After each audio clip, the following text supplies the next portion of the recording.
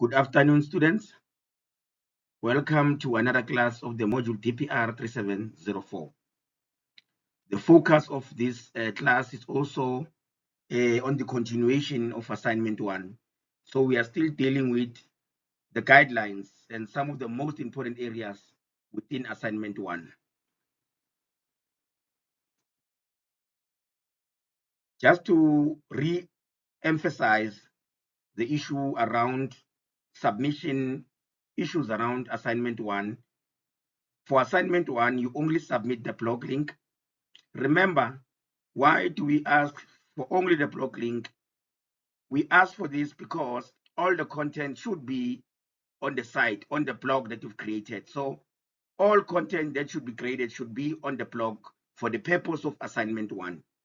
We do not mark anything in the document that you submit, but we merely click on the link which takes us to your blog, whereby we grade the content on your blog, whether you've actually embedded what is required by assignment 1. Most important, remember, if you fail to locate or to get an NPO that you can create a blog on, it's an automatic 0. You will fail the module. You cannot create your own blog, your own NPO for the purpose of this module.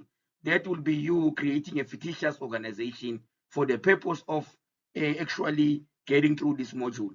Now, in terms of the assessment in this module, you are also required to have that work experience, or that there's a work integrated element within the assessment of this particular module. It is important that you approach a non-profit organization so that they can guide you with regard to what is required, and they can assist with the information that you need in order to compile a blog on them. This is part of your training. You are not meant to do this in isolation. There is great reason as to why we want you to approach a non-profit organization. Remember, you are not required only to go for big organizations. In fact, we are looking for you. Ideally, we will say it is important that you approach smaller organizations, since they don't have, much of them don't have a digital presence, that you create it and there's more value in it, because it will be, what you'll be creating will be something that is new on their behalf, and it increases your own chances of being employed in future by some of these non-profit organizations. So be optimistic when you go out there looking for non-profit organizations. I've been receiving a number of emails around the issue of the declaration page. The declaration page should be there with your assignment, but if you couldn't submit it, it's fine. No one will penalize you this time around. Remember, if there are any issues with your submission, maybe you didn't submit the right blog link, I'm reiterating this issue. You can submit it in the comment box next to your assignment. This is how we've always arranged in this particular module, that you don't go and delete the submission, but you simply on the site, you just say, dear lecturer, I made an error with regard to the blog link. Kindly find the correct blog link for assignment 1. So you just put or you can just post the new blog link on that blog, on that comment box next to your assignment. It's an easier way, it's quicker, it's time saving. Students who are repeating the module, I sent out an announcement regarding them contacting me, but in a nutshell, what is important is that you should send your draft to me before you submit your assignment 1, so that I can review them and revert to you regarding anything that you should fix, or I'll revert saying it is fine. But it is important that you come back, you send a draft to me so that I can check your work. Besides the issue of students who are repeating, any student who feels they're not confident with their work is more than welcome to submit a draft to me via email, and I will give feedback as soon as possible. So there is an avenue that is available to ensure that you pass this particular module. Again, I want to raise the issue of students who send letters to NPOs. Once you send a letter to an NPO, ensure that you are reachable. I had an organization that called me because now they want to offer the student an opportunity to work with them, but they can't find the student anywhere. The student didn't even leave a telephone number. And now to give you greater detail, assignment 1 is due on the 11th of March, and that student has not even gotten back to the NPO, and the NPO is keen to have them on board. and to assist them in creating work for this particular module.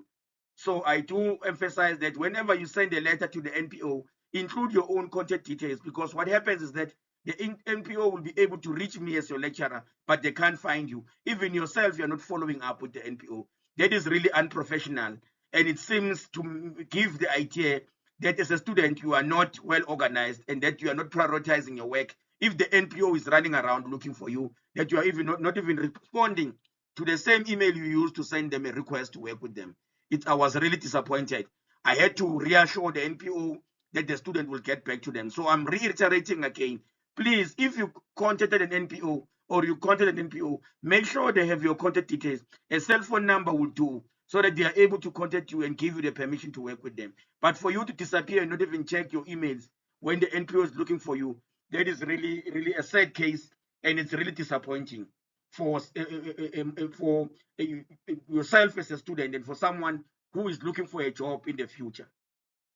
I was really disappointed. So let's try as much as possible to avoid such issues or such encounters, that we ensure, even from the side of the NPO, that the NPO sees that we are professional students, that we show those traits that can make one believe that this particular individual knows how to act in a professional manner, and this individual can be a great employee.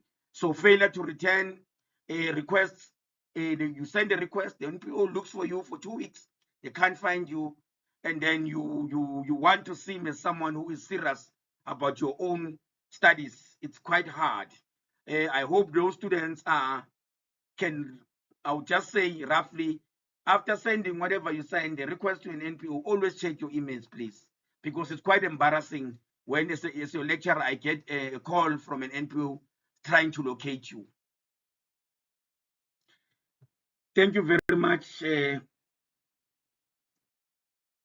Bye-bye.